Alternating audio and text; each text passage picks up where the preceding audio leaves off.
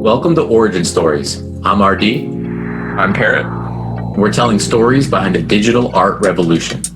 Each week we interview top artists and live stream with the community. Let's go. Today is tomorrow's origin story. JN Silva, ThankYouX, welcome to Origin Stories. What's up? Hello. Thank you for having us. So happy to be here. So happy to chat. I'm happy to have you guys. This is a milestone. I don't know if you were aware of it. On our live streams, Parrot and I have had many trios and quartets. Never in an origin story have we had more than one individual. Whoa, that's amazing. Very cool. So we're happy it's us. Yes. You guys are the first duo to hit, and it's at a really, really exciting time. We'll get to later, obviously, your drop that is just around the corner. But you know how the show has to start, right? The show has to start with this question. What is your origin story? And let's do it in 3 ways. If we could start with JN, move to ThankYouX, and then obviously we want to hear about the joint origin story. But JN Silva, let's start with you. What is your origin story? Yeah, I mean, I got to go way back and start at the beginning at something that kind of informs my whole personality, and that was being born and growing up in Venezuela, right? So I was born there. I was born in Caracas, the capital, and I lived there for my youth up till I was 11 years old. And I grew up in kind of like a dangerous part of town and a dangerous part of the city, and I wasn't really allowed to like go outside too much.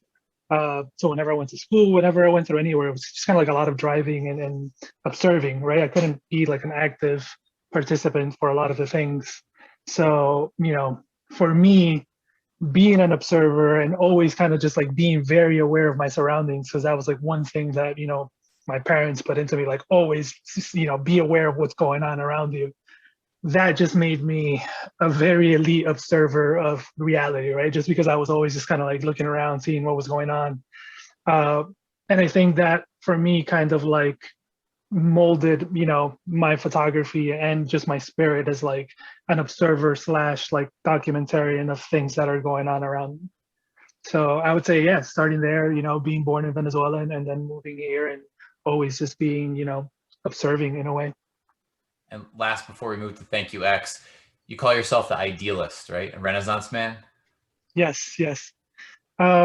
Yeah, so, growing up, my parents always kind of like instilled this thing in me of like, always be learning, always like, education is something that never stops. And, when I was going through my studies, the one thing that just immediately just like captured like all of my attention was when we got to like this era. And it's funny that we're talking about it because it was like this place where the world was just like in shambles, right? The bubonic plague had just happened, and there was like misery and just like a lot of bad things in the world. And right after that, what came out of that was like the Renaissance. And you had all these thinkers and artists who, they made it their life mission to just like be, as educated and as informed and across as many fields as possible. And, out of that, we got some of the biggest artists, of in the history of the world.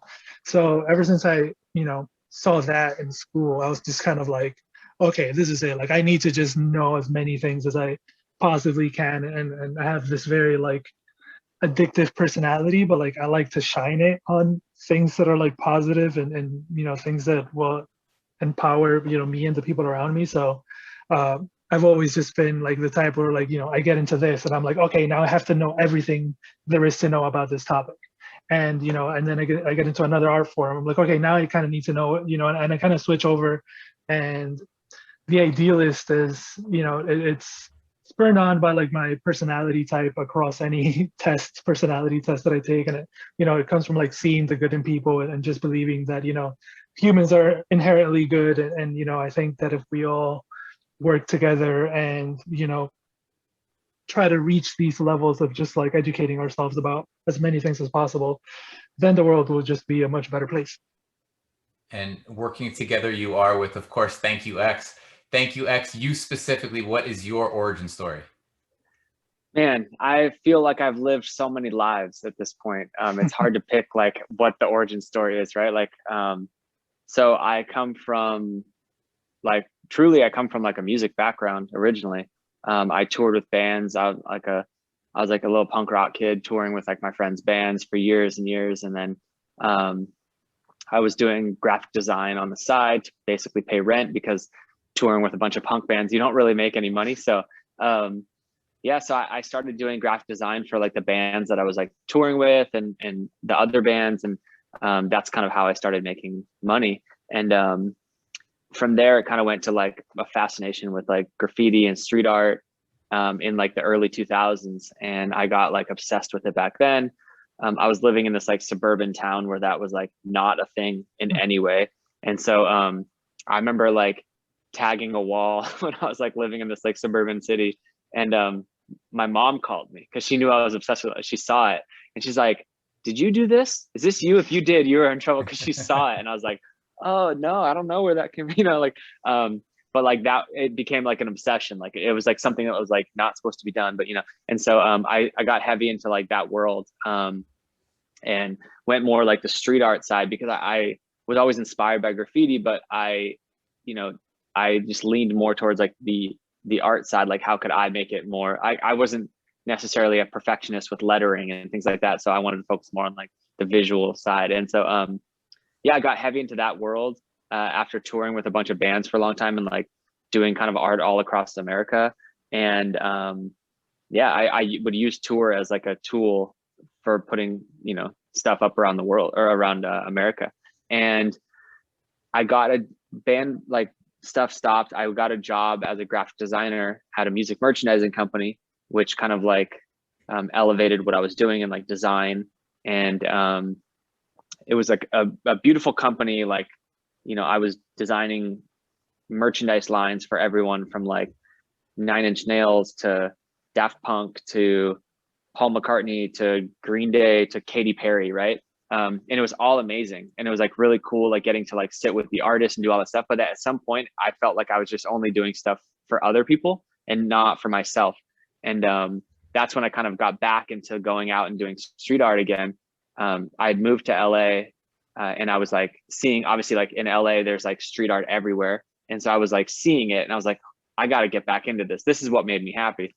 And so I was basically working like a job from like 9 to like 7 at night, and then going out at every single night from like 2 a.m. to like 5 a.m. and just putting up art in the streets, and then going back to work the next morning and just like drinking like a Red Bull, then a coffee, then a Red Bull, and like just to stay awake. And meanwhile, while doing these like huge presentations for like the biggest art like musicians in the world kind of shit, like, and having to sit in a meeting and just be like on with them, like pitching them like, well, yeah, Daft Punk, here's why I think you should do this, because whatever they're trying to tell these guys, like, well, I just like have lack of sleep, like much like I do right now.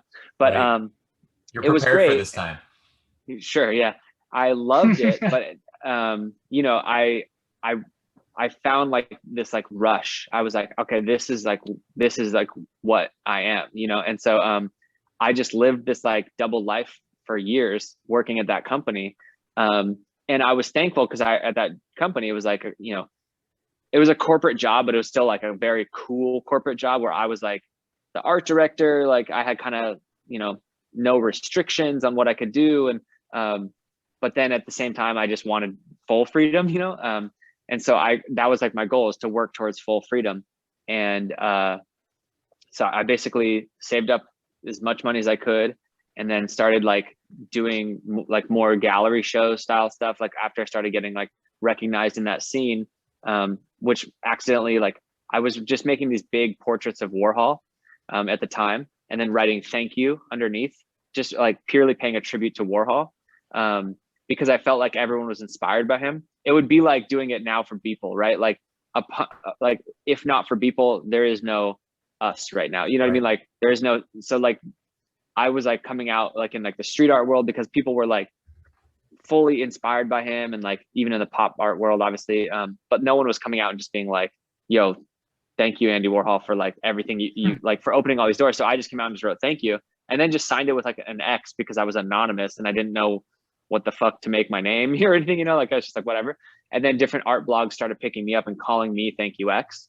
And I was just like, oh, okay, cool. Yeah, I guess I'll run with that. Sounds sounds better than just X. Like if you Google X, like a million things pop up, mostly porn.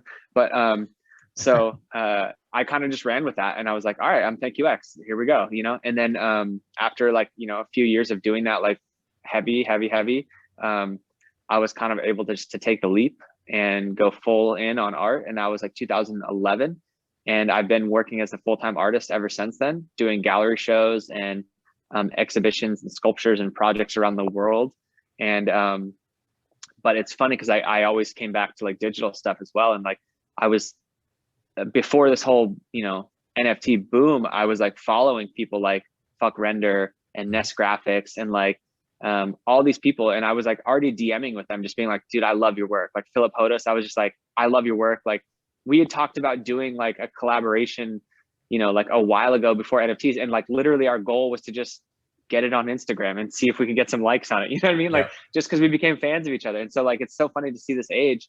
And then a mutual friend of ours kind of put us together. And as we started figuring out like what this world was in like September, October, and JN was in it, like knew about it a little before I did. And cause he comes like heavy from the crypto community. And yeah, and then the rest is history. Like me and JN just hit it off and we're like, let's make something special that's never been done. Before we get, because I want to ask about that relationship, obviously that's why we're here, right? But I do want to ask you, ThankYouX, one more question. The punk bands, because I was a punk kid as well. The punk bands that you toured with, can you drop a few of those names? I'm interested. Yeah, totally. So like it's like I say punk, but it's actually like even a subgenre of punk. It's like hardcore music. I don't know if you've ever heard of that. Like like of course. So I come from like the punk rock straight edge hardcore scene. And so which means I don't do drugs, I don't drink or anything. And I've been straight edge for 22 years now. And the bands I was touring with were all like my friends' bands, which would be like Bleeding Through, 18 Visions, Throwdown. I've toured with everyone from like AFI to Seosin to, I don't know, like so many bands. It's crazy how many bands I've like toured with, but yeah, like Under Oath, you know, like a lot of names, but they all kind of stemmed from like that hardcore scene. Some went kind of more mainstream after that, but that was my life for so long. And it was funny because it was just like the way that I kind of started touring with them was my roommate was in a band called Bleeding Through, or two of my roommates were in Bleeding Through, and we were just friends, you know, and I like would go to their local shows, but they would go on tour for a while and I just have the apartment to myself. And then they're like one of their roadies quit like last minute and they were like, dude, can you come with us? And I was like, fuck yeah, like I'll quit my fucking like, you know, $7 an hour job to like go on tour and like, you know, make less than that. Like, and that was like the best choice I ever made. And I always tell people like I didn't go to college or anything, but like that was like the most like I've ever learned in my life was just like traveling and literally this is before, you know, Apple Maps and like, you know, like Google Maps, there was nothing. We literally had like a guide and we're like figuring out like everything. Like it was like, it made me like so crafty because like your van breaks down in the middle of Texas and there's no service, there's nothing. How do you figure that out? And you just have to figure it out and survive. And like those are some of like we slept in a van in like a Walmart parking lot, but like those are some of the best like moments of my life, you know, and those like brought me to where I am today. So I'm forever grateful for that time. I love that. Sounds like both of you guys in your origins crafted skill sets that play very well in the wild, wild west of NFTs at this stage, right? Yeah. Yeah, absolutely. Yeah, so many things that you can bring over from our experiences. And I think we both came from a place where we had to figure a lot of things out. And, you know, like he said, just made us very crafty and aware of everything going on and how to like, you know, switch gears pretty quickly, which is well, especially with JN, like coming from another country like that, like I feel like that just even gives you a bigger element. You like, look, I moved an hour, right? Like I lived an hour outside of LA, right? So I grew up like kind of on the outside of LA, but like you grew up in another country and you had to figure out like that and then moving another country. Like that to me is like mind blowing. And it's like, so he has a full extra element, you know what I mean? Like that I'll never even comprehend of how like difficult that is. So yeah, it's cool because also we weaved in this narrative of like, you know, one of the craziest things for me, like my life is kind of just very much divided into these two, like, you know, before moving here, Venezuelan, not Venezuela almost. And that culture shock of like moving, to another country on a whim. Like we moved here. I didn't even know we were moving here. I thought I was coming on vacation. And then like weeks later, my mom was like, no, we're staying. And I was like, what? Like, Wow. holy, so it was like a total just mind fuck, honestly. So that culture shock is something that's always stayed with me. And it took me actually a pretty long time, until I was kind of like comfortable, being here and understanding the culture here. And that's something that actually, is a little bit of a topic in our in part 2 of the drop. Yeah, that's I can't even imagine. And it's amazing to be able to, just bring that wealth of experience. I don't know how else to put it, but so JN, you look at ThankYouX when this mutual connect happens. What do you see in ThankYouX that makes you think this is a partnership? This is something that I want to enter into with somebody else as opposed to plowing forward with my own photography?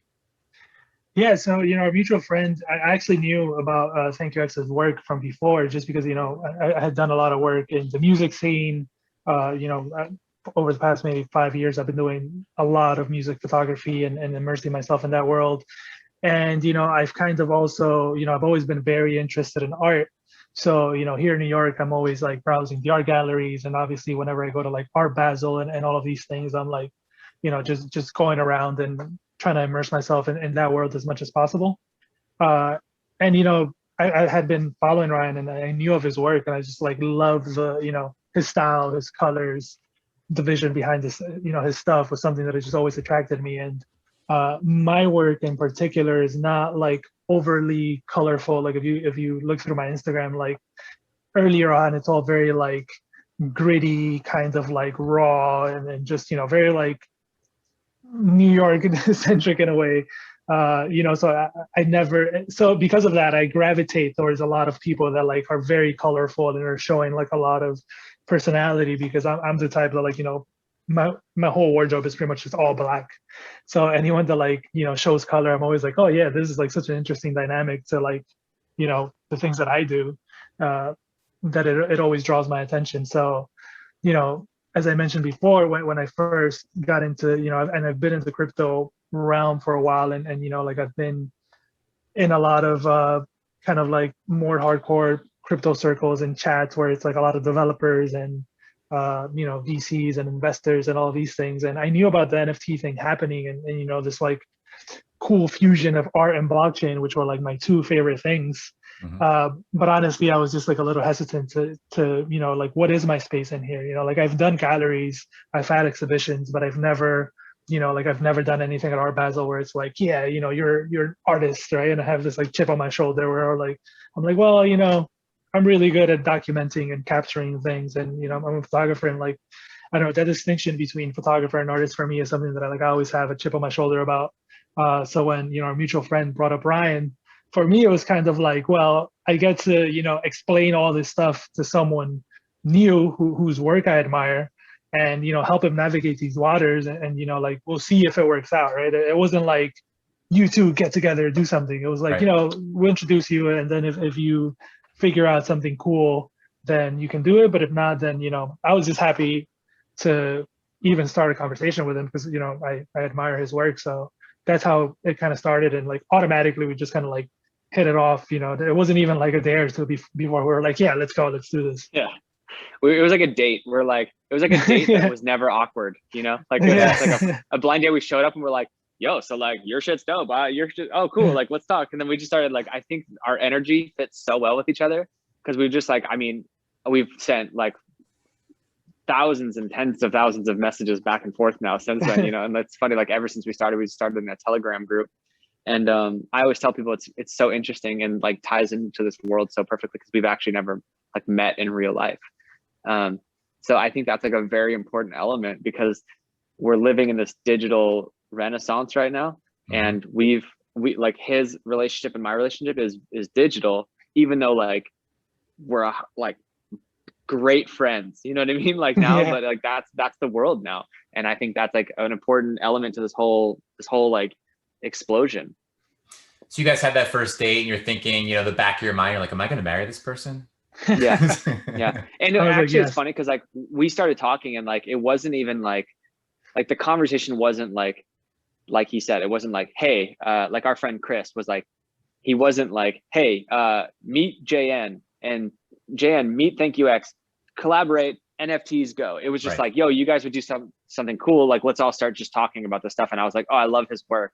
And then we just started talking, and literally it was just kind of like, I was very drawn to his photos, and it's like, you see the photos and I was like, oh, like when I look at things, like when I look at a wall or like something, I look like, oh, what would I do with that? You know, like how would I change that, or what would I add to that? And like, I felt so much depth in his photos, and like, so I like, my vision for that was to like bring that depth to like try and, you know, spill that out, you know, so other people can see what I'm seeing. And yeah, so that was like, it was instant for us. Like I was like, okay, cool. Like what about this? And you're like, oh my God, what about this? And I was like, oh my God, like what about this? And then it's funny because like the first piece that we have, I was like, he sent me like a Dropbox. And I remember like going through, and the first one I saw was Avenue of the Americas. And I was like, ooh, I was like, what's up with this photo? This is really cool. And then you told me what it was. And I was like, oh man, I love this one. This is so cool, with like that person walking across the street. And I was like, we could just bring this to life. Like, cause it's like, we need to show the depth of this, you know, like, and so, that was the first piece we actually ever did together. And, we like, from the, like, that set the tone for everything. And so like the Avenue of the Americas is like very dear to my heart forever. And I'm sure same with JN. But it's so special to us because that was the first one we ever created. It's done like amazing on like secondary market and stuff like that. And like it broke records for like when we first dropped it. And so like all of these things are very important to us. And we will never forget that like specific piece. And when we were done, like kind of like actually we've like made a bunch. And when we were like trying to figure out like what's the, you know, format, because then it was still kind of like Wild West of like what the formats were and like auctions and this and that. And we were like I was still like learning about the world, and like Jose and or JN, sorry, and JN and my friend Chris really helped me navigate, like, because I'm like the kind of guy who's like, I love crypto, I love like the crypto world, I love like what it stands for, I love like giving, you know, I want my money not like in a bank, you know, like I love all that. I've been paying attention since like 2018. I'm not like a new guy, but I'm not like, you know, like legend like JN. But I was very like surface level with it. I'm like, yeah, I have a wallet, I have Coinbase, and they're like, you know, like they're kind of like, they kind of had to like show me the ropes of like everything else. And I was like, oh, okay. I was like, dude, I don't know like how to do that. Like I was like, I remember like I bought Litecoin and I bought Bitcoin back in the day, and then I tell everybody this, I was like, I lost a lot of money in Litecoin, but then I gained it back because the little money I had in there, I just switched it to Bitcoin, and then it made it back. So I was okay. But I was like, I'm in, and if we lose it, we lose it, but I'm in, we're all in this together. And that's like what I kind of love about the crypto world. It's like, we're losing together and we're winning together. You know what I mean? But they helped really show me the ropes of like deeper, you know, into like, and they go way deep. I'm not like, they go like we're in some Telegram groups that I'm just like, shit's flying by me. I'm like, wait, which coin is that? Did you guys? And then like, it's on a new coin. And I'm like, are we pumping, dumping? What are we doing? Like, and so, but I'm so thankful for them just for like, kind of like, you know, I was already in, but like, they like forced me dragged them deep down in, you know, like deeper. And like... I can't go like as deep as them, but I'm like as deep as I can be, I think at this point. But yeah, so like that really helped me. And then also like, even just understanding the world of like CryptoKitties back in the day, like I was shown that back in the day. And so I was like, between them explaining like deeper elements of like the blockchain, and then knowing about CryptoKitties back then, I was like, oh, this is CryptoKitties, but like, you know, different a little bit, and you know, whatever. So yeah.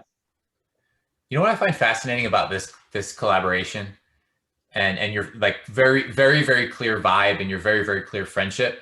You know, you have like the cliches, right? It's like JN is New York, gritty, like rocking the black Tool shirt, right? Which I love, which we have to get to, by the way. I'm going to drop that a couple times. But you're also seeking color and you have this Renaissance side to you. You have the idealist side to you. You have this lifelong learner side to you. So it's kind of like you have that cliche New York gritty base, but there's so much more. And then ThankYouX, the cliche is like sunny West Coast, like chill vibe, but you hit the road. You're on punk tours. You got like the hardcore straight edge vibe going. You're seeking like the grit, right? And the structure to that. And then you guys come together. It just strikes me as perfect, just perfect. Yeah, I've actually never thought about it that way. Like growing up in like a suburban town, I always felt like there was like a norm, you know what I mean? And like when I started doing art in my garage, I had like an apartment that had like this garage, and I remember like screen printing and spray painting and doing all this stuff, and like all my friends I was like making stop motion videos and just like trying to do like all this creative stuff, and everyone's just like, dude, what are you doing? Like, why? Like, you're like an adult now, you know what I mean? Like, it's just kind of like, that was the kind of mentality. And I remember that like just made me want to do it more. And it like, I'm kind of glad that they didn't encourage me, because like at that time I was like, okay, cool. Like have fun at your mortgage job. Like, they were all like buying fancy BMWs at the time. And like, because like it was pre-crash, Right. But it was like that was like what pushed me. And I remember like there was no art scene. And so I'm from Huntington Beach. And so like there was no art scene there. There was no like deep culture. There was like, it was very bland and very like white picket fence, like whatever. Like I grew up fine, but like it was just like, it was like the Truman Show, in a way. Like there was definitely grit, I would say, but like it was more of like, it wasn't like a culture grit that I was seeking. And so that's where I found I found family in like the hardcore scene. The first hardcore show I went to was like when I was 16, and I just remember being like, I'm never going back. Like it's for anyone who's like unfamiliar with the hardcore scene, Google like 90s hardcore show, on YouTube, and just like dive in and watch these shows. They're like absolute crazy madness, and it's the best thing, and it's the most fucking fun thing I've ever had in my life. And you see people like jumping off stage, like running across the crowd, and like like moshing, but like it just like it looks like the most like unwelcoming like madness, but like you're like, oh no, all these people are down for this. It's not a fight. It's like we're all here to have fun. Yeah, we all signed up for this, and like like if I get hit, I get hit. But that was like the grit that I found, and I was like, I'm in. Like, and so it's just been ever since that I'm like, I'm in. By the way, one of the first when I started dating my wife, I think it was like a couple months in, and I took her to a Killswitch Engage show. Yes. And she and she hung, but it was like, it was a moment. It was like a test, Which album though? So it was that I've been to them a couple times. That was Howard. That was the Howard phase. Okay. So End of Heartache. Okay.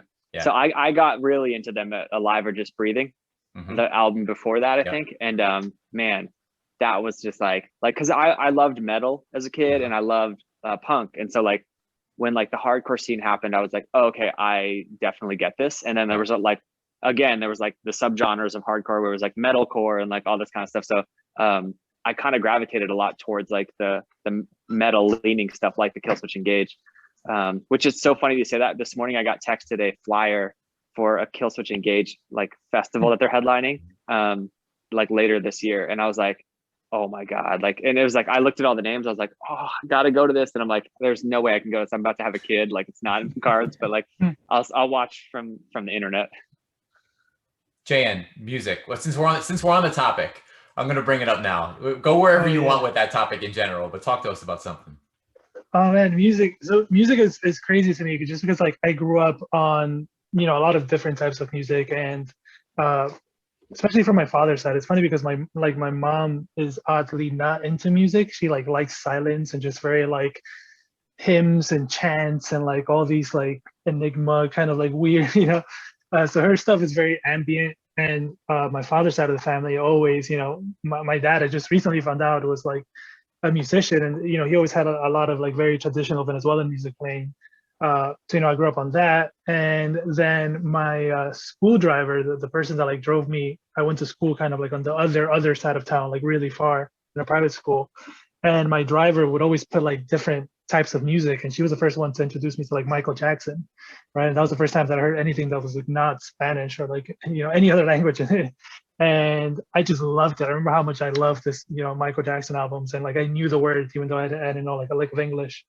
And then for me, there's just like moments in my life where like different things, you know, like I remember going to the movies, and I think for like the Street Fighter movie, which was like, sidebar, what a disappointment that was, right? But like I went to Venezuela to like see the Street Fighter movie, and they played like the Dangerous Mind trailer, and they had the Coolio song Gangsta's Paradise. Yeah. And I just remember thinking like, so good. Yes. and I was like, and being like a kid in Venezuela, I was like, what is this music? Like I've never heard anything like this. And I feel like it was the first like rap song that made it over to Venezuela, right? And then I moved here, and again, like supreme culture shock. The first year here was like, you know, the end of 6th grade. And I was just trying to like getting bombarded by all this stuff. And then I remember I went on a field trip in 7th grade, and we were like on the bus to this like Bear Mountain here. And, you know, the kid next to me was like, he was nice enough. He was like, you want to listen to this? And he just like gave me, you know, one of the headphones. I was like, okay. And I put it on, and I was like, oh my God. I had that feeling of like, what is this music? And I remember like, you know, at night, it was the first time we had ever had like any sort of cable, you know, anything beyond like 4 channels. And I was just like browsing. And I remember, I guess I must have stumbled onto like, you know, BET or something. And it was like a commercial for the new Nas album, I Am. And then I put 2 and 2 together that what the dude was showing me was I Am. And I was like, whoa, like, and he had the Egyptian, you know, hieroglyph things going. And like, tell me it was Hate Me Now. Tell me it was Hate Me Now. It was, yeah, it was Hate Me Now. And then it was, yeah. And what's, damn, it's escaping me now. What's the primo cut? Oh my God, Nas is like, right? Nas is like, right? So I was like freaking out. And then from then on, I just like, again, it just opened up this whole world to me. And then the same kid, you know, the next day I was at school, like, what was that? And then he had a symbol on his desk, like carved. And I was like, what does that mean? He's like, oh, that's Wu-Tang, you don't know? And I was like, no, what's that? And then he's like, well, it's like this 9-person super group. And I was like, what? And that just like, you know, blew my mind open. And at the time I was also like learning English. So, you know, hip hop in particular became a way for me to learn English, where I would like listen to all these songs, and I would just like write down what they were, and then I would like open up the dictionary and like try to figure out what these people were saying. That's so interesting to me. Like I just picture you, sorry to cut you off, I just picture you just being like not speaking any English, but all of a sudden just being like, I bomb atomically, Socrates, philosophy, hypothesis, and everyone's like, what? How did you know all that stuff? Exactly. No, and I mean, and that's exactly what it was. And for me, like I have this deep connection to hip hop because I was learning English, I always had to be looking at the lyrics. And I feel like, you know, music and hip hop in particular taught me almost more than school was, because I'd be like, you know, in high school, like Socrates, like, what is that? And then, you know, once internet started, I was like, all right, Socrates philosophies. And again, my addictive, I'm like, what is that? And I'm like, whoa, crazy.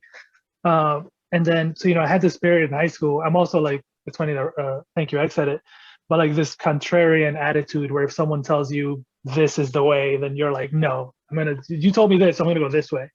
So for me, I was very much like one of those kids where like, well, this is the popular music of the day. I was like, well, what's not popular? And for me, that was like underground hip hop music. So I got very much into like, you know, Cannibal Ox and like MF Doom and ASAP Rock and like, you know, Atmosphere and like Jedi Mind Tricks and Nonfiction and all these like very underground hip hop groups who were like just going off deep end on like these concepts and like mythology and you know, philosophy and psychology and very obscure references. So like my high school career was just that, being very obsessed with like underground hip hop culture. And I learned so much from it. Like I know so many random things just from like random, you know, hip hop lyrics, because I was always just so entranced in it. And then, you know, after high school, you know, I went to college, and then I feel like that was part 2 of my culture shock, because, you know, when I moved from Venezuela, like I moved to a town that was predominantly Latino, right? So here that was like, okay, now it wasn't just all Venezuelans. It was like just, you know, people from South America, Central America, Mexico, but still almost all Spanish speaking. And, you know, we share a lot of things culturally. Then when I went to college, that's when I got introduced to like other people. And then like I was rooming with like, you know, my immediate dorm room was 7 of us, and it was like very diverse. Just, you know, we had like Native Americans and Asian Americans and, you know, white people and Anglo-Saxons. And it was like very well mixed. And I feel like that's when I was like, whoa, there's like another set of culture shock. And they'd be playing, you know, like Led Zeppelin and you know, Black Sabbath and the Beatles and all of this. And I was like, wait, what's this music now? Right. And like that unlocked that whole side of the world for me. And again, I was like, I must now know the history of rock and roll and how did we get to this point? And I would just download, we had like a T1 line at school, and I'd literally just download like gigabytes upon gigabytes of the history of music, right? The people would put together these sets.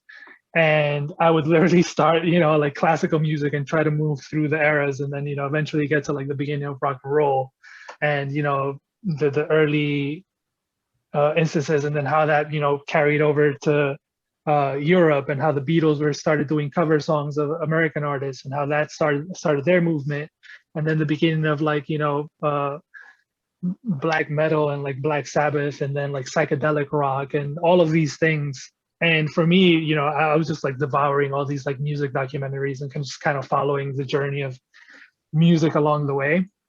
So for me, you know, now I feel like, and then I actually tried producing for a little bit in college. So I was like going and digging for vinyls, and then that opened the world to like foreign music, you know, and I was like trying to find like, you know, psychedelic Iranian funk or something like that, right? And so I'm like very open to anything. Like you show me something, I'm like, okay, like what instruments are those? Like I'm very much he'll dive down a rabbit hole. Yeah, exactly. I'm that's like the front of my personality. But like Tool, you know, it was one of those bands that in college, you know, someone was like, oh, you don't know Tool? And I was like, no. And they showed me a video, and I was like, whoa, this is so weird and creepy. And it was like straight up art. Yeah. And I was like, man, this is so different than anything I've seen, and like it makes me feel uneasy, and like there's like sounds in there that are just like, I don't know, it's like weird. And then, you know, I started diving into the lyrics, and this was already in college when I was like, you know, I switched my major from computer science to philosophy and language arts. So I was already deep down a rabbit hole of like philosophy and psychology and Carl Jung and like all of these, you know, figures. And then I'm reading the Tool lyrics, and I'm like, this is like poetry, like this is actual prose. Like this man has so, you know, so many crazy concepts behind his music. And then, you know, hearing them talk about it and the things they were doing musically, I just became like absolutely obsessed. And, you know, I still don't think that there's any band that puts that much thought and effort into like the whole meaning of, you know, their songs, their lyrics, and combined with just like such a different sound across the board, right? On bass, on guitar. And, you know, Danny Carey, I think, is, you know, probably now the best drummer alive, you know, and for sure top 5 of all time. And my dream was always to be a drummer. So, you know, any band that has an amazing drummer, I'm like all in on. And Tool was like the one band that like encapsulated all of my favorite things. So, and then paired with like Alex Gray art, right? So it's just like the full package for me. They were one of those bands that like, I think that if you ever just heard them, like it might not even have the same effect as when you watch the video. And they were so early on like making it a full package that like it really spoke to people. And like seeing those claymation, like stop motion claymation stuff that they were doing was just so mind blowing. And I think that like back, especially then, it was like everyone's trying to like be a rock star and be like, you know, this and that, like it's all about them. And like Tool was just like, no, we're literally not in our videos. Our videos are literally like clay, and weird, fuck you, clay. This is art. Yeah. And like it didn't hit that mainstream level, right? It hit that level like below, where like people like us were like, oh, we fuck with this is cool. Yeah. It's not like what the radio is playing, you know, necessarily. Then like it became so big in this thing where like it was impossible for the like mainstream to not pay attention, just like NFT kind of stuff. But like they were one of those influential bands for me as well, that was just like, you saw like this, it was like a full picture. It wasn't just like, okay, here's a song, here's like our flashy music video, here's this. It's like, dude, talk about grit. That's like, they are grit and beauty all in one. And it's like, it's such a story. And like still one of the best bands like of all time. And like live especially it's like phenomenal to see them live. If you that was my dream. To see Tool live. Yeah. So I got into them, and then they just like didn't play a lot of shows, and the ones that they did weren't around me, or like I was too broke and I didn't have the money. And then it was announced that they were going to play Governor's Ball here in New York. I think it was 2016 or 17. And I was like freaking out. And then all my friends were like, who the hell is Tool? Right? Because this was like years after they had made any albums. And it was so funny because I remember it was like on a Sunday at Governor's Ball. And the first 2 days was like all these kids and like, it's like a pretty young festival, or it was at the time, and everyone's like very happy and like just a lot of very young people.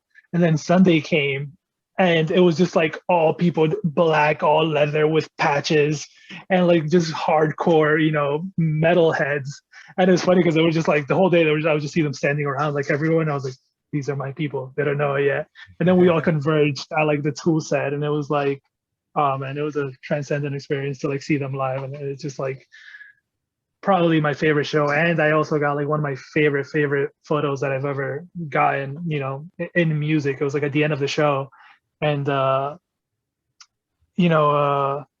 Maynard, he's like never in the front of the crowd. He's always in the back of the stage, and he makes it so that wherever he stands, no light hits it. He is like their light design is crazy, but he makes sure that wherever he's standing, and he's always like crouched down, and he was wearing like an all black SWAT suit, so you couldn't see him. It was like a very cool thing. And I remember at the very end of the show, like I was in the crowd, I was just like, there was a moment where I was just like, I'm just gonna go in the crowd and get lost amongst all these Tool heads and just become one with them. Like I left all my friends, and I still had my camera. We were like in the middle of a mosh pit, and then he like at the very end of the show, like he came out and everyone was like throwing up, the hand symbols and the fireworks were going off, and then like he just came out to the front of the stage, and one time he just went like that. Yeah. And like I just have this photo of like fireworks going off with the golf ball with Maynard in there, and that was like one of my favorite photos ever. Man, that's perfection. Like just to capture that unique moment that had to feel so good looking back at it later. Man, yeah, I was like freaking out, and then I think like Governor's Ball was that was the Tool photo that they posted. So I was like, my job here is done. Like I did it. I love that we just hijacked your pod and just went full music with it. We're like, oh dude, like me and JN just going down like deep rabbit holes of like music. You guys didn't realize this is like, my subvert goal of the whole thing, just to jam out about music with you guys. So let's go. Dude, we're not even putting this out. This is just a call. That's right. It's just a talk. Yeah. The last thing about Tool, and then I want to get to the music that you guys made together on Nifty Gateway. But the last thing I want to say about Tool, I feel like if you listen to them for almost any album, I mean, their recent stuff, especially in the way that I'm going with it, but if you listen to them for a stretch of like 20-30 minutes, it touches everything. Every musician that's involved, you'll hit a minute period where you're like, oh man, he is so talented. And then 7 minutes later, you're having the same thought about another musician in the band. I don't know that I've ever felt that way, like literally across the board, every single individual in the band. I don't know that I've had that same feeling. Yeah, no, I 100% agree. And I think, all four of them are at the top of their game. And I think they're all extremely underrated. And, Maynard's voice and lyrics are just like, I could probably teach a class on like the meanings behind the songs. And you can go again down a crazy rabbit hole where you go on the Reddit and people are still finding things out and references to things that they didn't know, and like, parts of the wordplay and then like how, a change in meter, in the drums or something might relate to something he's saying at the time, or like a certain lick. And it's just like, it's crazy how much thought they put into it. And I appreciate that they don't like rush stuff out, right? Like they took, I think it was like 12, 13 years to in between albums. And I was like so nervous for Fear Inoculum. I was like, oh my God, if this isn't good, it's gonna like ruin, it's gonna like it's gonna just throw my whole experience of it. I remember the album came out and we were like doing a road trip across the US. And I was like, I don't know if I can play it. Like, I'm nervous. I don't want to hear it with like my friends in the car, because I was like, if I'm disappointed, you're not gonna want to see this. They're gonna be like, this is the band that you like, and you're like, oh, yeah, I swear their older stuff is good. Yeah. Exactly. And then eventually I played it, and I was just like, oh my God, like they still have it. And now they're like using, the advances in tech, because like the mastering of that album is just like mind blowing.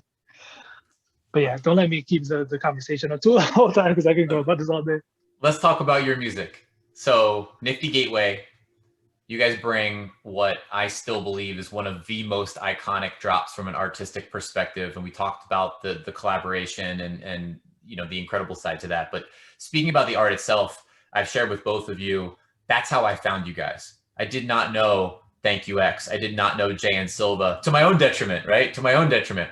But I saw the art, and that dove me down each of your rabbit holes in the collab rabbit hole. But let's talk about that art. So it's a Thank You New York drop.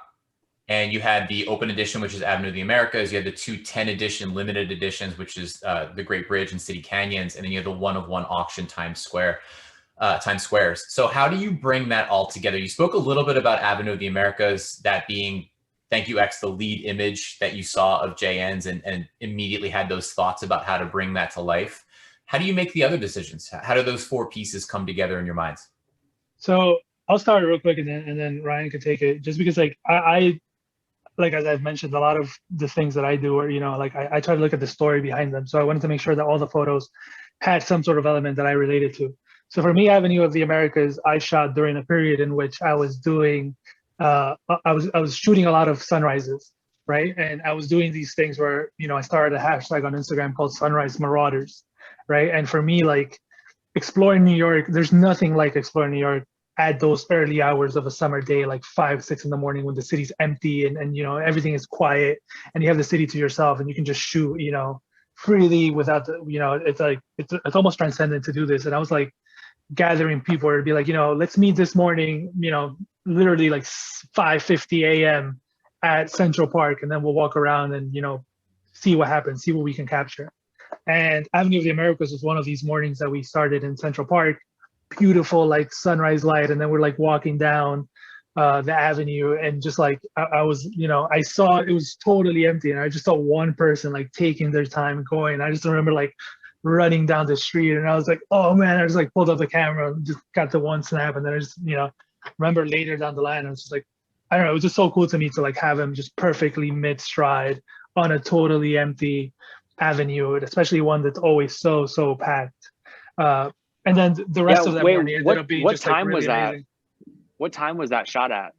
It had to have been like 7 something in the morning, probably earlier, because it was in the summer, so sunrise is like way earlier. But that's really the only time that you can catch, that avenue completely empty, and the rest of that morning was just like really awesome. We had like a really good crew of people, and like these experiences for me, it's funny because like one of the things that I say is seeing all these incredible artists, like 3D artists and musicians and painters, and all of these people who are like insane artists in their own right. And what I told one of my buddies yesterday, I'm like, sometimes I feel like a little bit inadequate seeing all these things. I'm like, I think I'm a community artist, right? Because what I've always done is like, I have this like teacher mentality where like I learn by teaching, right? So anything that I'm interested in, like I just spew it out to anyone that's willing to listen, right? Like one of the coolest things about, when I was learning philosophy was, the idea of like Socrates just like going to the academy and just like standing there and be like, well, if you want to listen to the stuff that I want to say, here, have it, and like spreading knowledge. So like that's always that I always have in mind. So, in the early days of Instagram, I was doing, kind of like a lot of community building by trying to get all these photographers, and photography has always been like a very lonely thing. You go by yourself and you capture, and I wanted to like make it a group activity. So I'd be like, yeah, let's all meet up here for sunset. Let's meet up here for sunrise, and let's walk. And, and it became really interesting because it's wild when you have like 5 photographers or whatever number, and you're all at the same place at the same time, same light conditions. And then like the things that different people focus on, like some people might focus on the fonts and the buildings. Some people might focus on the architecture. Some people might focus on like, the people, and like seeing where everyone's mind is at is always like super interesting to me. So for me, Avenues represents that, like, the whole community aspect of it, because that morning I remember it was like a really good crew of photographers, and we all went out and had like an amazing time. And, that photo came from there. So that's that one. Go ahead. Yeah, you should talk about like the helicopter element, because like that to me was like a big drawing factor to your work, where it was like you had this access to like helicopter photography, and that like, not being like rude to any other photographers, but like you were able to like bring to the table something that like not everyone could. And that was like intriguing to me, because I've seen a million pictures of New York, but like there was something special about like when I saw JN's pictures, they gave me like a feeling to them. And I think that a lot of it had to do with like your aerial shots. And like it's for like Times Square, like I looked at that, and it's interesting because like you look at it and you just see like grids. And for me, like as someone who came from like making all these like geometric patterns and cube stuff, like I saw that and I was like, well, this is a cube painting to me. You know what I mean? Like that's what I thought. And I was like, these are cubes. And then I like didn't even notice it was Times Square. Like you told me after, I was like, oh, this one's pretty cool. You're like, yeah, Times Square would be good. And I'm like, I looked closer. I was like, that's fucking beautiful. Like I didn't even know it was Times Square, and I already felt like a connection with this one. And so yeah, I think that element, and even which I'm blanking on the names right now. Like we have the Great Bridge, City Canyon. Like that angle was very unique to like a lot of the other angles I saw. And I felt like it was beautiful because it kind of like was this intersection of all these different angles. And I was like, we need to play on that. Like we need to play on that. Like there's motion here, and like, and so I think, yeah, like you should explain the aerial element, because I think that is like a very key thing that you do and like you're known for, Yeah. So, and I'll go in order. So the Great Bridge to me was, the next piece we kind of chose because it's like a very classic, like quintessential New York scene, right? Like you have the Brooklyn Bridge, and it's something that I'm obsessed with. And the Great Bridge comes from this book that explains the way it was built, and like, the work that went into figuring out how to dig, this so deeply into the ground, and everything that went into making the bridge. And that's where the title comes from. But that location in particular is like in Dumbo, and it has like, the cobble street, and then, it has just that angle. And I for the shot, I got very low and captured, like this very quintessential New York scene. And, that's why we made it black and white, to have like that nostalgia element of something that's like very classic, and something, that's a location that like anytime, a friend or a tourist comes over and I show them around the city, that area in Dumbo is one of the ones where like, no matter how cliche it is, no matter how many times it's been shot, I know the people's reaction from other places that when they come there, they're like, oh my God, like this is magical. This is like a magical New York scene. So we wanted something that, people all over the world could like see it and be like, yes, this is very, very New York, like this is New York, and create that like feeling to it. And for that one, I really love what ThankYouX did. And, we have like the cubes that come like around the corner and like turn the scene. And the interesting thing about that is that from that corner is another one of the most famous like photography angles of the Manhattan Bridge. So I love that idea of like the cubes, because I know people, anytime you go down that street, you're going to see a group of people taking that photo. So like the cubes coming from that angle kind of like means a lot to me, because they're coming from that angle to come get this other angle. So, that was a great bridge. And again, I could talk a lot about this, but, I'll move on. And then City Canyons was cool to me because, another thing that a lot of us photographers here in New York kind of like crave is like roof access to a lot of different locations so that we could get, views of the city that other people might not get. And this one was like this roof that was like super kind of like exclusive and kind of like tough to get into. And I remember being there during, it was kind of like noonish, 1 p.m.-ish. And for me, I actually had another hashtag early on in the Instagram days that I called Chasing Harsh Light. And that was based around like, when you're a photographer, they tell you like, oh yeah, try to shoot around golden hour because it's the most beautiful light you'll see. And it's very even and like, creates this glow. And obviously me and my like contrarian mentality, I was like, well, what if you shoot during the worst light? What's the worst light? And they were like, well, yeah, midday harsh light. So I was like, that's what I'm going to do my shooting, And for me, like shooting in harsh light creates these like very dynamic, like light and dark differences. And, me in the art world, I'm like obsessed with like chiaroscuro and like that concept of like a lot of darkness and just like a sliver of light. And that day, I just remember like looking out, in this rooftop and seeing like these shadows, and this like very strong light. And everyone just like this like very busy intersection with like cabs and city people and bicyclists and just everything going on. And I just remember like I was just standing there just like shooting, and I have like so many variations of that scene and everything you can capture. Like, you can see so many different things and pick out so many different elements of all these photos. So, and also as a photographer, especially, symmetry is cool, and like all these other things. That one is just like very much not symmetrical. It's like a very interesting like side angle looking down, and like ThankYouX said, it just creates like this depth I was really drawn to, and I was happy when he was like, oh, this one's really, he automatically was kind of like gravitated to that one. So I'm like, yes, this is why I like that one. And then lastly, yeah, Times Square for me is like super special because, up until recently, I had never traveled much. Like, I moved here and then I was kind of like all pretty broke through college, after college, and my photography career didn't really take off until maybe like 2015 or so. So I didn't do much traveling or getting in airplanes or any of this.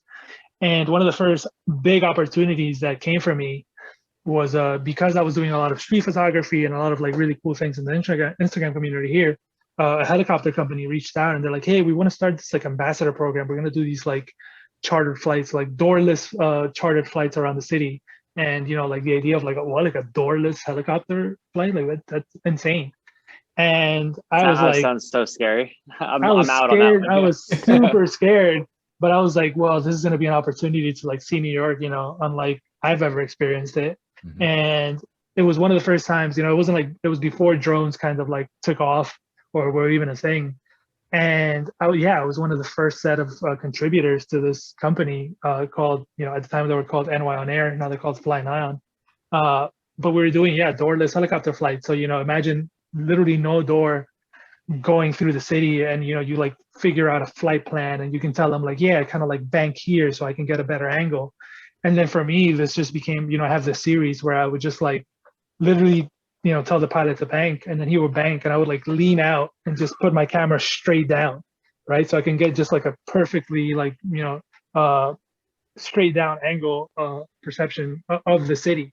And it creates these like motherboard textures and things where you like almost don't realize what you're looking at because it's just like straight down. And that Times Square one was one of my absolute favorite ones, particularly because soon after that, once Trump became president, he made Times Square a no-fly zone.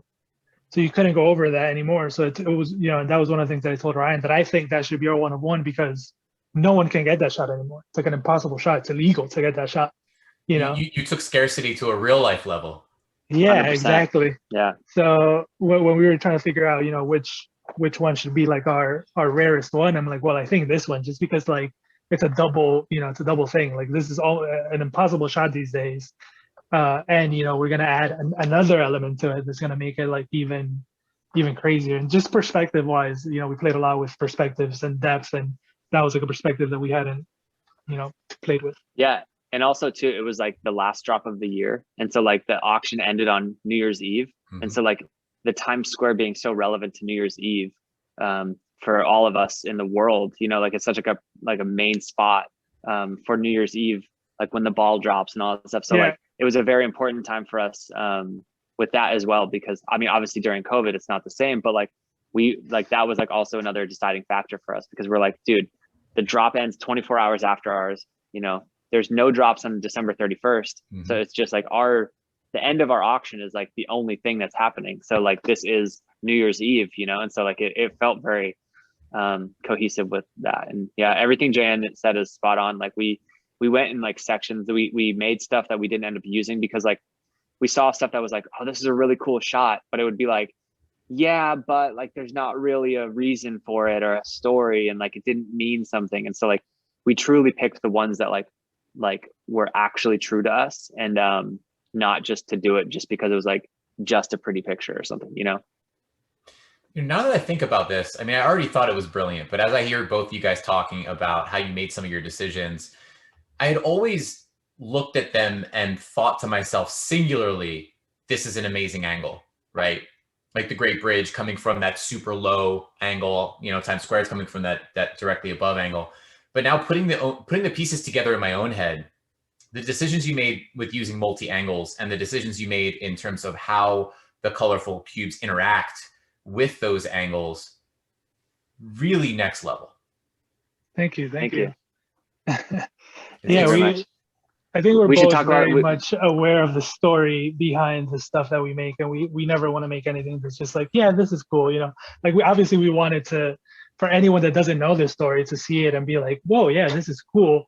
But I'm always very aware of like, when someone asks me about it, like I want to have a personal connection to this, and I want this to be, you know, a piece that really means something to me for, you know, whatever reason.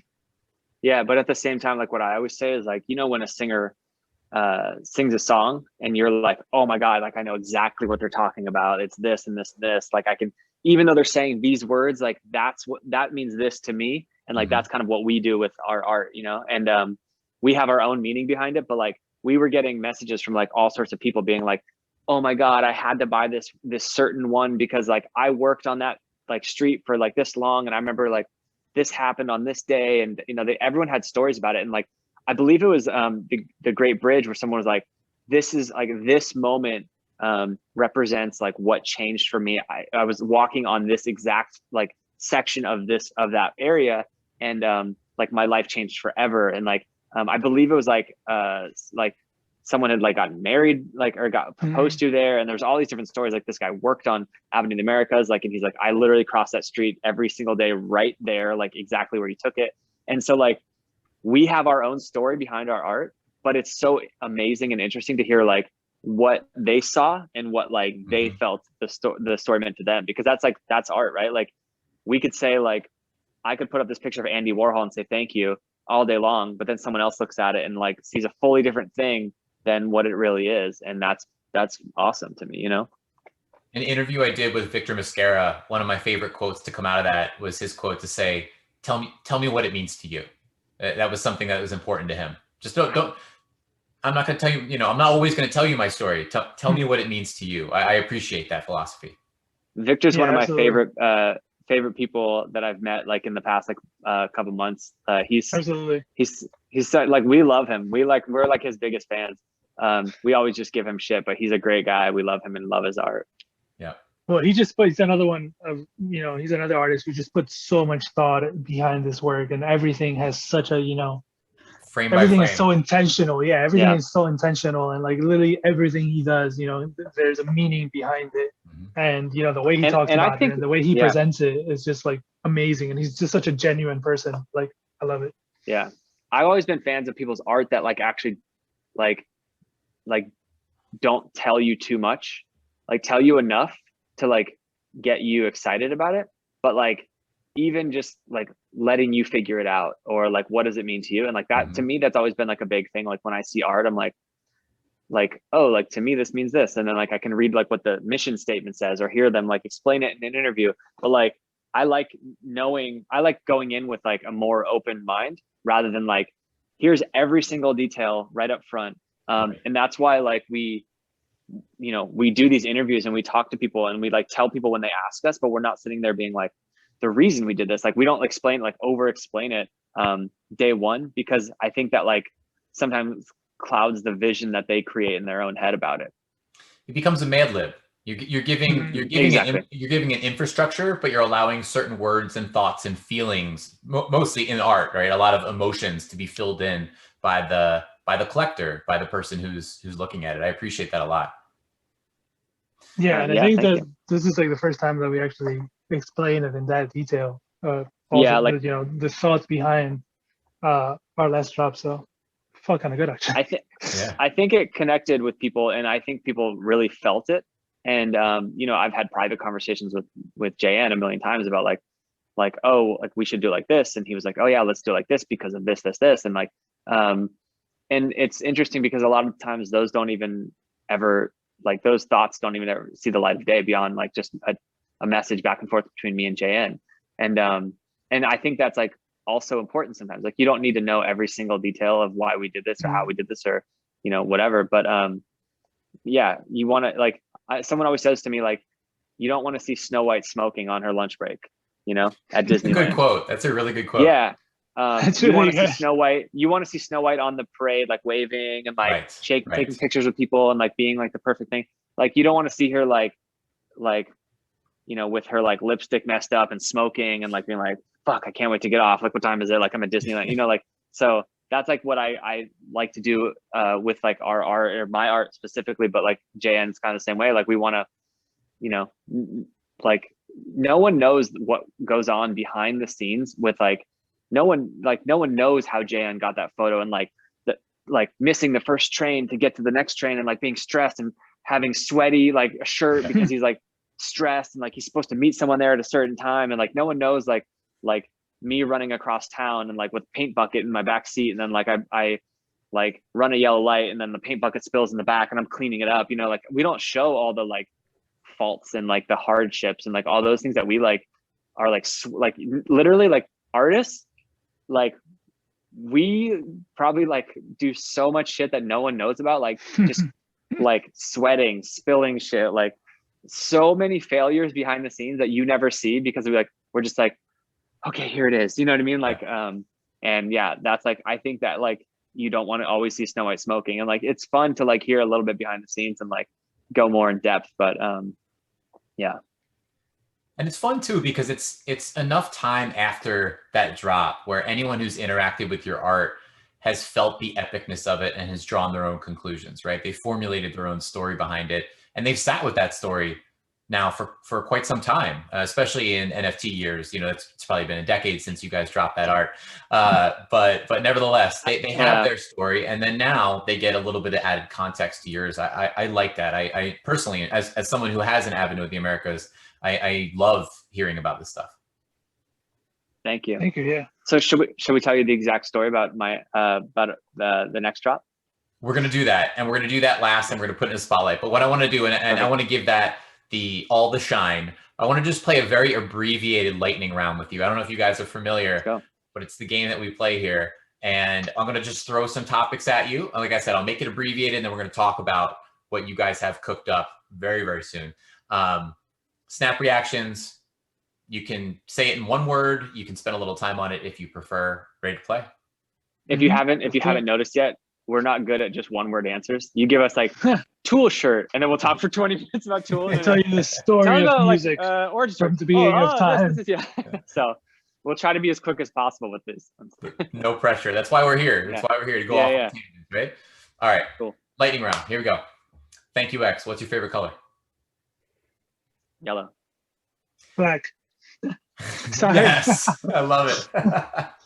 And then one more. You know what's so funny about that is my favorite. Like I'm wearing a green hoodie today, but I only wear all black normally. But yeah, it's so funny because my clothing style doesn't represent my what I like, you know. But yeah. All right, you go first. I jumped in, but go. And then ThankYouX goes first. Go. ThankYouX. Quick follow up to that color question. What other artist that uses color amazes you? Fewocious. Good one. And Frank Stella. JN Silva. You mentioned this earlier, but just to double down, if you were a musician, you would play drums. Yeah, 100%. And what drummer amazes you? Oh, Danny Carey. I have to go with Danny Carey. He's just an octopus. What NFT artist that incorporates music amazes you? Ooh, that's a good one. I actually really appreciated. Well, Blau obviously is huge. I really appreciated toomuchlag's drop yesterday because I saw the music really added a very surreal, ethereal element to it. Talk about. Are we both supposed to answer, or is it just supposed to be one of us? I'm directing those questions, but this is a total free for all. So guys, please just pile on, get in there, do your thing. All right, let me go with. I'm with you. I'm with you though. Like the toomuchlag one was really, really in depth. I love that, and that music added a crazy element. I think like a lot of times like music can change it, and then I think that like if done right, it's like so right. You know what I mean? Like it's beautiful. It is. Major topic, classic go-to in the lightning round, crypto art. Fine with it. Transcendent, Renaissance. I'm into it. Like no shame. Yeah. Also, Lucho Poletti for me. Okay. Maybe give the people a couple sentences on that. Yeah, because he to me is the one that embodies everything, and you know, actually Victor talks about this a lot, and ThankYouX has said it. You know, we're all artists, and you know, whether it's digital, painting, photography, we're all artists, right? Mm-hmm. And I see a lot of people calling themselves crypto artists, but they're just putting the art and selling it as NFTs. To me, Lucho is a person who, obviously he's an amazing, incredible artist, but he's also a crypto artist because he's telling the stories of, you know, Bitcoin in particular, and he's educating people about everything that's going on the government scale, on like, you know, the educational part, on like the blockchain, you know, things, and he's doing it through his art. So when you say crypto artist, he's like the first person that always comes up in my head, and I'm just a huge fan. So, and that is something double down on here. I beat the drum constantly on interviews, on anything that I'm ever involved in, on dropping, like, respecting crypto art, but then dropping the crypto and really just elevating the art, because that's what it is at the end of the day. And I don't like that it's boxed in sometimes in certain dialogues and certain conversations. So I appreciate you saying that. It's something that I definitely agree with. Let's go to Nifty Gateway next. First snap reaction when I say those words. Gratitude. Thankful. Yeah. Perfect. True. Yeah, Like, I I will say that, like, you know, a lot of people will say what they say, and you know, I'm thankful to have met them last year and got in before it was like insanely hard to get in, and yeah, and I think they're doing a lot of many artists' lives. Yep. Yeah, and they're doing a lot of they're doing a lot of right things behind the scenes as well, and they're addressing concerns that communities have about certain things, and I think that all of their answers have been pretty good so far. That's great. All right, guys, one more question, then we're going to get to the drop. If you could insert via chip, matrix style, into your brain, no pain, any artist's skill set, and immediately infuse it with your own, who would that artist be? Hans Zimmer. Hans Zimmer. I just want to download his music knowledge. Yeah. I would say, man, honestly, my friend, man, it's hard. Fvckrender, dude, he's a beast. Yes. I would say that Fvckrender, because he can make something so fast, and it's maddening how good he is at like what he's doing. Shout out Fred. Shout out Fred. All right, guys, that was an abbreviated lightning round, and now it's time. It's time. Your drop is right around the corner. Yes. So let's go. Go where you guys want to go with it. It's your platform now, and say anything that you want to say ahead of us all having our minds collectively blown. So one question I have is, when does this come out? This will come out the morning prior. The morning prior. Okay. So they'll have essentially like 36-ish hours to that's consume. Fine. Yeah. We'll have some public stuff by then. So I think we can talk freely. Yeah, so we wanted to keep this whole, you know, we played around with names and, you know, what we were going to name the collection. And we really wanted to keep this feeling of gratitude. And, you know, I think that's a kind of like a running thread between, you know, Ryan and I. I mean, his name, ThankYouX, right? And his story, you know, it's just that, about gratitude. So we wanted to, you know, the first series paid homage to New York. So we wanted to again, pay homage to another place that we both, you know, really connected with. And, you know, after sending so many images back and forth and talking about so many cities that mean so many things to both of us, we picked a city that, you know, we both hold dear to our hearts, one, and two, a city that we think is gonna be an emerging player in everything that we're doing. So ThankYouX, want to take it away from there? Yeah, so we chose, the next series is called Thank You Miami, and it's all based in Miami. So yeah, basically what we do is we wanted to, like JN just said, like we wanted to pay tribute to like a city that's kind of like changed both of our lives and like been a crucial part for our careers. For me, I do Art Basel every year since like, I think 2010 or 11. And every year I do like some sort of installation or gallery show or some sort of thing at Art Basel. And this year, or I should say last year, we didn't get to. So this to me is my Art Basel, and this is you know, a big thing for me. And obviously what's happening, we're very excited what's happening there with like even like the openness of the cryptocurrency from like the mayor, you know, to everyone there. So it's really hitting a lot of things for us that we feel like are important. And yeah, I don't know, should we get too much into the detail of the work, or JN, what do you think? I think we give little hints, but you know, I think the overall kind of like concept behind it is that, right? Like, I think Miami is at a very special place right now because they're positioning themselves as a player, in being a very major proponent of art and creativity. And I've been down there talking to like people, the guy that owns like almost all of Wynwood, and he's just such a proponent of the arts and artists, and he really wants to make this like a major art hub. And at the same time, on the crypto side, the mayor is really pushing for Bitcoin and blockchain integration. And you're seeing a lot of, really amazing thinkers. Some of my favorite thinkers are like moving to Miami and trying to, also establish it as like a tech hub for the world. And, so that's on one end. And for me personally, Miami has probably the biggest number of the Venezuelan diaspora here in the United States.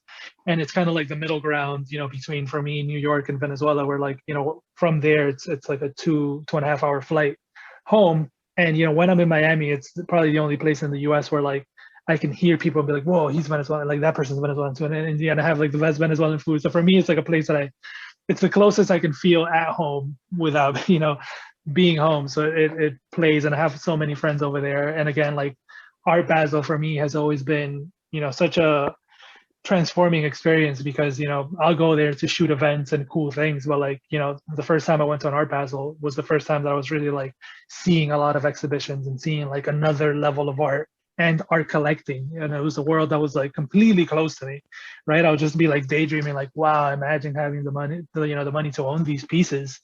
And I think that's the beautiful thing about what we're experiencing now. That's the beautiful thing about this whole NFT movement. It's like it's democratizing the collection of art. And like I'm almost as I'm as proud to be an art collector now that I am to be an art creator. And I think Miami represents that for me, like the accessibility of collecting art. And we just personally can't wait, for the next Art Basel, to have all these NFT exhibition, crypto galleries. It's gonna be crazy. And we kind of wanted to like, pay homage to that thought of like, imagine the next time, we all meet in Miami to throw a crazy big NFT party, Yeah. I mean, that's the funny thing about this space, right? Is like a lot of people that are all like good friends now have actually never met in real life, like including like me, JN, other artists, like Victor, you, like Fewo, yeah, like all the collectors, like Lady Phoenix, like all these people that are like now key people in my life that I like literally talk to every day. We are virtual friends, but now virtual just means real. But so I think that like like for me, I have such like crazy memories of going to Art Basel and like not really knowing what it was at first, when I was just like this like street artist guy who was like doing some gallery shows, but like I wanted to go there and just kind of like see what it was all about. And like the first year I went, I didn't have anything going on. I just remember I packed a giant stencil of Andy Warhol. It was like 6 feet tall and 4 feet wide, and I like folded it up and put it in my suitcase, and I brought a skateboard with me, and I remember just skating around like Wynwood and South Beach and like all these places, and just like at like 4 a.m., which is weird because at 4 a.m. in LA, the streets are empty, but at 4 a.m. in Miami, people are still out. So it's like it's like a lot harder to do illegal shit there, And so I would be skateboarding around and like spray painting these stencils on the ground and on the walls and shit. And I just remember like being like, wow, I can't believe I'm like across the states, like doing this. I never thought I'd be here. And so like there's like pivotal moments in my career that happened at Art Basel, or like a certain connection with like a gallery or a client, or whatever it is. And so I've done like a big installations there with like Soho House and like just big projects, and it's been like a key part in my career for sure. And so like I'll always hold Miami dear to my heart. And like it's funny because like I think that like Miami, you think it's all beaches and like there's so many different sides of Miami. We wanted to show like a certain side of it, and like ours is like coming from like a place of gratitude. But like truly, like if you're in the wrong part of town, it's like it can be really like it gets pretty crazy there. And I just remember like never really understanding that, because all the movies and stuff, like you see it as like, oh, it's just beaches and like fun and like girls in bikinis and like that's like, and like guys in like Corvettes and like it just felt like that vibe. But we wanted to give it just like a fun like different feel to it. Guys. Um, Oh, go ahead, Jane. yeah, no, and I think just one last brief thing, because I think the trailer will be out by the time this airs, but the teaser we had was kind of like another shot of the Brooklyn Bridge at night, and that has another sort of sentimental value for me. And I would say pay attention to like what the cubes do at the end, because that's what's going to inform the rest of the series in Miami. And there's a very deliberate meaning behind why we chose for the cubes to do that, and that'll be our transition into this next series. I like that. Yeah. And I think that we wanted to really just step it up, like creative wise. Last time we had a good amount of time to spend on the creative, but this time we had more time. And I think that like we were seeing what else was happening in the space, and we wanted to be sure to not follow a trend or jump on a bandwagon or anything, and still try to push the limit and like do it our own way and stand out.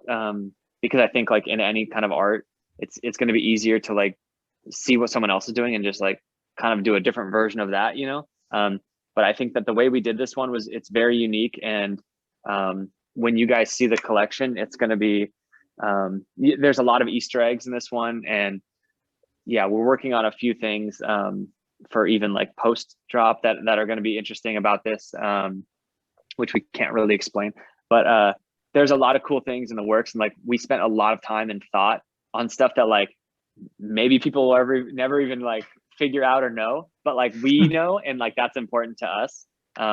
Yeah. And guys, that plays right into a word that's stuck in my brain as I hear both of you speak about this, and that word is authenticity.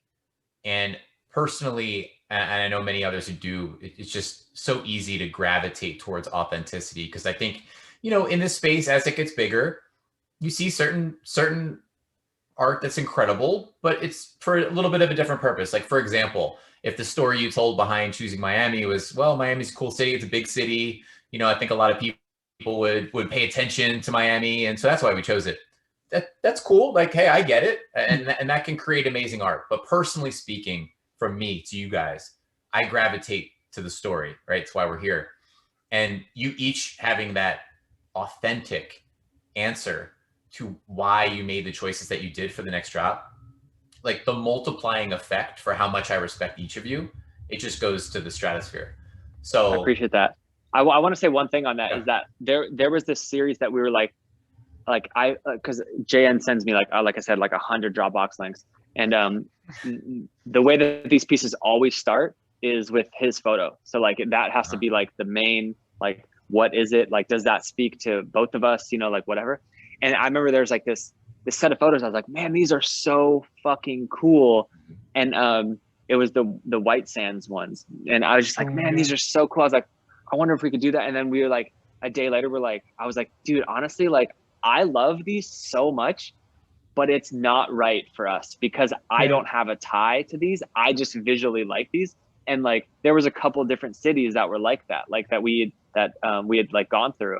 And like, we really, really both have like strong ties to Miami. And so we wanted that to be, we're like, it has to be Miami. Like it can't just be this one that's pretty and like cool and like trendy right now, or like a bigger city than Miami. Like it, because more people will buy it if it's, over here. But like we have that like real tie to it. And I just remember being like, man, like Miami changed my life. Like, and I didn't go to Miami. Like even when I toured with bands and stuff, we never went down to Miami. We went to like Orlando, but like down that south, it was like, there wasn't like a lot of hardcore shows and stuff that I was part of. So like, we never went down there. So like, I didn't go there until like, honestly, I was like in my 20s, like later in my 20s. So, so yeah, like for me, it was just held like such an important place. And when we started going back and forth about like my story and his story with Miami, like we're like, dude, this is it. This is it. And now we all get to fan out and check this drop out and, watch the end, right? Watch the Cube's end of Bridge, carry that through to the current drop. Can't wait. Thank you. Yeah, no, we're super excited and, very happy. And thank you for allowing us to talk about the story. Because again, some people might not do the digging and see how much thought we put into it. And they might just be like, oh, these are some like very beautiful photos of Miami. right? And that's okay. Like if Yep. you know, at first glance, if that speaks to you, sure. But it's awesome to have a platform where we can like talk about like the deeper stuff, and just know that anything that comes from like ThankYouX and I is always going to have a lot of meaning and authenticity and like, you know, a story behind it, because we will both operate with that premise kind of like first in our mind. Yeah, I mean, I know that like both JN and I have been getting hit up like nonstop by like people that have kind of just found out about the NFT world, whether that's musicians or other just kind of people trying to get into it. And we send each other so many like screenshots of back and forth of like a certain people trying to get in, and which is like amazing. But like so many of the things just like are coming from like a not pure way, and we're just like, oh, here we go, like let's see what this leads to, you know. And there's so many collaborations that like we've been offered by other people just like on our own separate things for future stuff. And I know that like we've both turned down like things that would be big for our careers, or like big for us like financially or whatever, and like make like a big splash right now, but like long term just didn't make sense with like our full vision and story. And I think that because we're both like fully career artists, and not like this is not just like a side thing for us, like we pay our bills from art, and so like that is our like main, we like our goal is to stay pure like 10 years from now, 20 years from now, 30 years from now. Like we want to still be credible artists and not just looking for like a quick buck, and that's like very important to us. And like obviously we're seeing a lot of people come in for a quick buck right now, which like good for them, like I get it, like you know, this is a pandemic, like you got to make your money. It's just that like I personally have to look at it, and JN as well, like from a different lens of like how does this affect the long term, because I can't go back to like what I used to do, you know what I mean? Like this is it for me. And so it's like it's got to be real, and it's got to be felt that it's real as well. And that's it right there. That's it. That's the word. That's authentic. I mean, I gravitate to that. I gravitate to the long-term thinking that you just mentioned. I appreciate that so much. And I've made it as public as possible. It's like if someone does have the, you know, to some extent, the privilege to think that way, because I get it's not always possible. And I get sometimes there has to be a short-term interest in mind. But if anyone out there is able to pull back during this mania and truly think about it from that long-term perspective, I think those will be the people who are really able to not only last, but ascend and be revered for that mindset. And you guys are two of those people. I appreciate that, man. Thank you very much. We will continue to be that. Yes. ThankYouX, JN Silva. Wishing both of you the absolute best. Thank you for coming on. Thank you for sharing your origin stories, both separately and together. This has been a really good time. Dude, thank you so much for having us. And it's been so cool. Yeah, it's been so cool like seeing you become like such a prominent figure and helping artists tell their stories. And that's really cool. Yeah, I just want to shout out to like everybody who's like putting a hand into the community and not just taking a hand out, because I think that it is important to build community. And I think that for this to be a long-term like positive field for us all, we have to like support the younger artists who are coming from like an authentic space, and support the like not as privileged artists as well. Like we want to help like onboard and help as many people as we can turn this into like a career from like an authentic standpoint. And yeah, want to help spread the love and make the community stronger.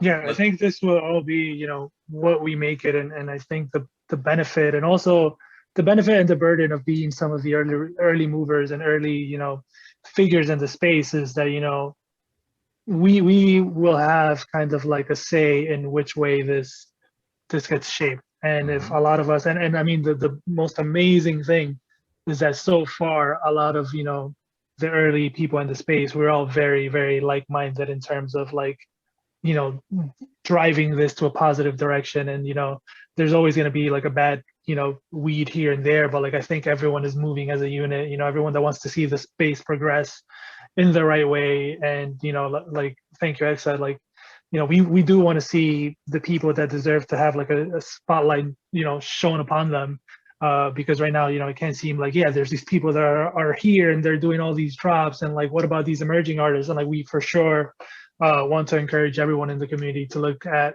not only the people doing drops on Nifty, right? Like, go through, like, I take my time to go through all the marketplace and see who hasn't sold a piece yet, who's just like getting started in the space and has incredible work and has an incredible story.